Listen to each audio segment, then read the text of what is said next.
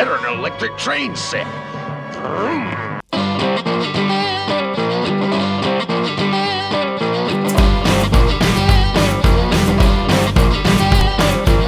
Hey guys, hello gorgeous. Time for another visit to the 80s Toy Museum. We've taken a look at some lesser known TV shows and cartoons from the 80s in the past two visits, but today we'll be taking a look at the Big Three, along with one more of my obscure favorites.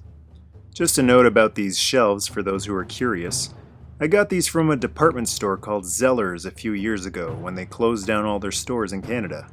If you change your slogan to Zellers, we're getting better, chances are you're close to declaring bankruptcy. These shelves are fantastic for displaying not just figures, but bases as well, which are usually too wide and long to fit on a regular wall shelf.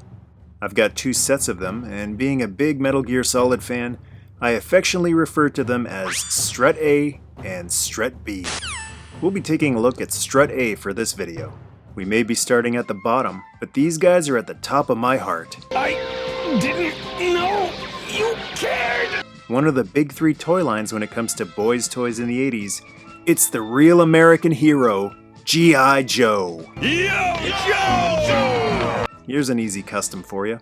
I took the 83 G.I. Joe headquarters and simply added another vehicle bay on one side and tank bay on the other side. A quick and easy custom for those who aren't very crafty.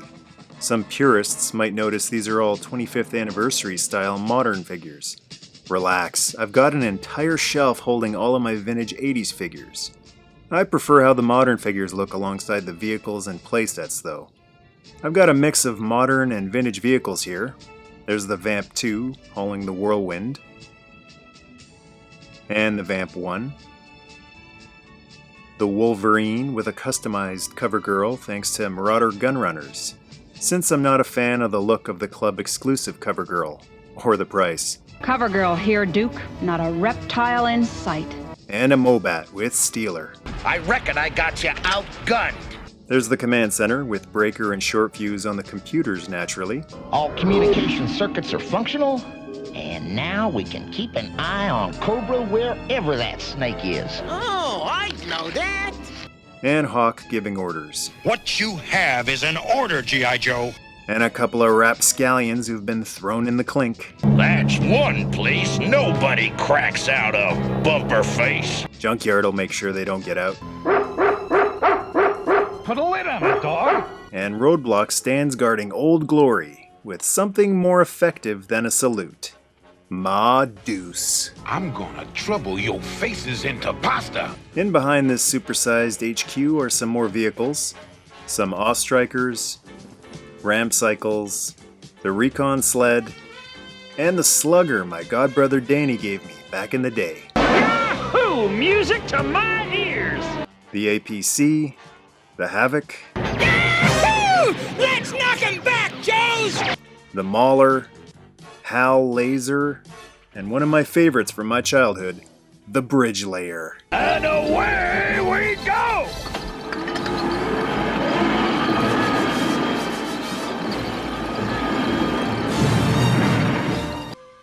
And out front are a few guards, and Checkpoint Alpha, to make sure Zartan doesn't slip by.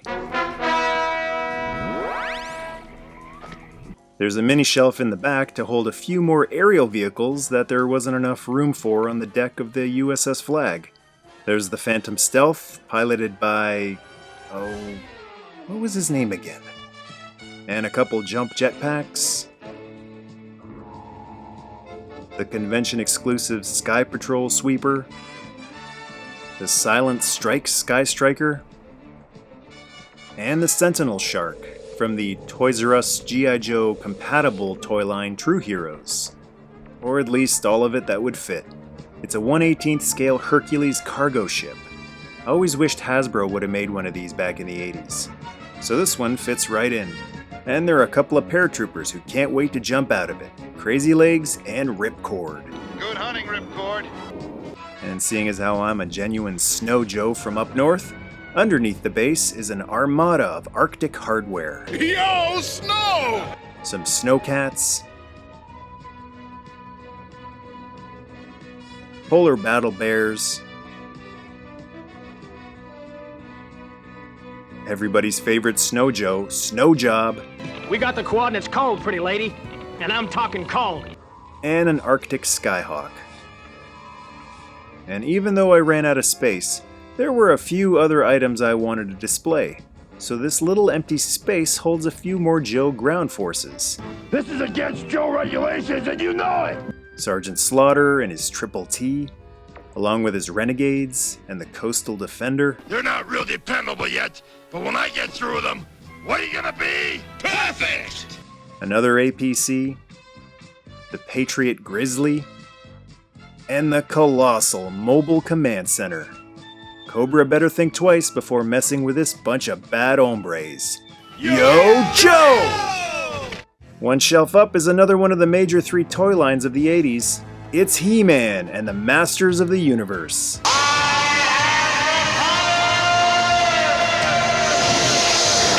The heroes occupy the front of the shelf, Together we defend Castle Grayskull from the evil forces of Skeletor. along with some vehicles and steeds. The perfect companion for He-Man. And in behind are the villains, the evil forces of Skeletor. I'll call our warriors from around the universe and bring them here to Snake Mountain. And the Horde. You know, Skeletor, your evil is almost a match for my own. Along with some playsets. Snake Mountain, Point Dread, and Castle Grayskull.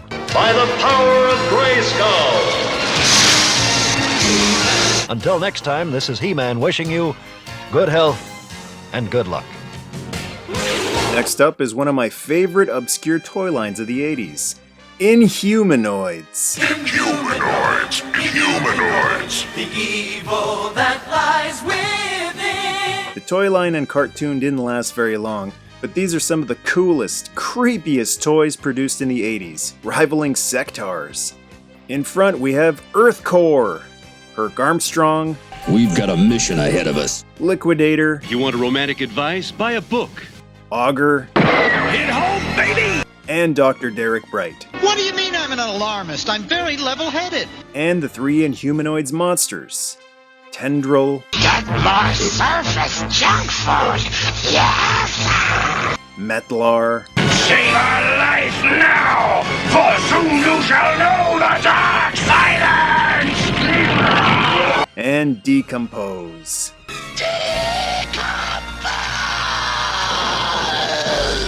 Who's enjoying a little snack? Your solitary suffering shall be short. In behind are the Mutors, the Redwoods, If I don't see some action soon, I'm gonna toot root out of here. the Masters of Magnetism, Crygen, and Pyre, who combine to form Magnacore. With those polarities on the next surge. Yes, and magnetize your mouth shut. And the Granites. They're granites, mutors. They're the good guys. Along with Earthcore's vehicles, the Trapeur, This is the Trapeur. Herc will ride in front, operating the claw. and the Terra Scout. This is the Terra Scout. It will hold 2 scientists. Augur will operate the control panel and front gun, which pivots side to side to ward off inhumanoid attack. These toys were some of the first to feature light piping, or glow-in-the-light gimmick. When you hold it under a light, it glows. No batteries required.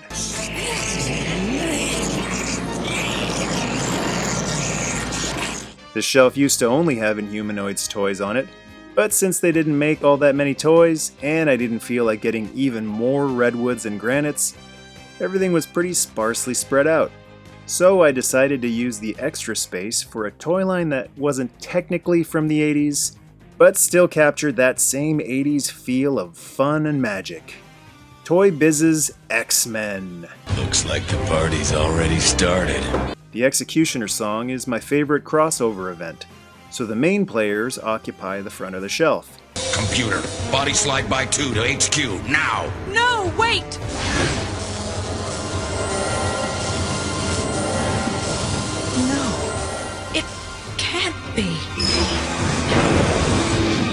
along with some X-Men and X-Force figures filling out the rest. And the top of the shelf goes to the last of the big 3 80s toy lines. They're more than meets the eye, they're Transformers.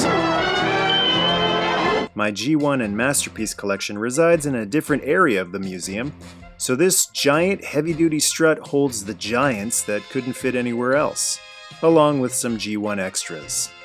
There's Unicron, You underestimate me, Galvatron. and Devastator,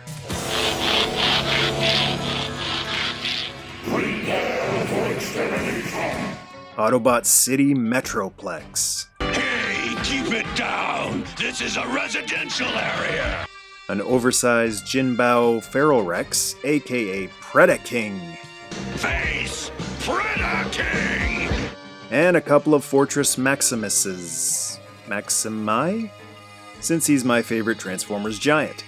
Here's the G1 Encore reissue with upgraded gun and head.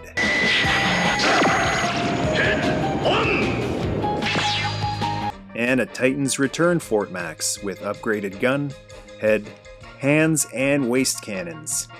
And behind him is a Robots in Disguise Brave Maximus.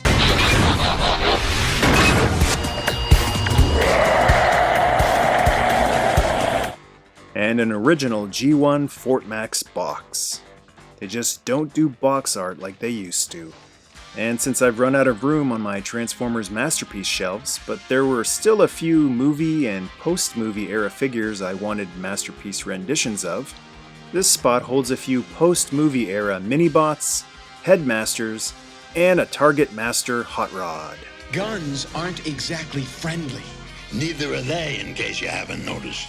Next time out, I'll be taking a look at Strut B, which features G.I. Joe's greatest adversary, Cobra, along with my other favorite Filmation cartoon, Brave Star. Rankin Bass will be well represented with Silverhawks and Thundercats. The Laser Rays will fire away with Mask. Macho Madness will run wild with LJN's WWF figures. And the Force is strong with the top shelf to be able to hold up the big Millennium Falcon. Thanks to everyone for watching and subscribing. You keep watching them, I'll keep making them. Got a Joe, HeMan, Transformers, Inhumanoids, or X-Men memory? Scroll down and go to town. And to join the vintage plastic connoisseur tribe, hit subscribe. Nerdmas Day. Mission accomplished! Let's go home!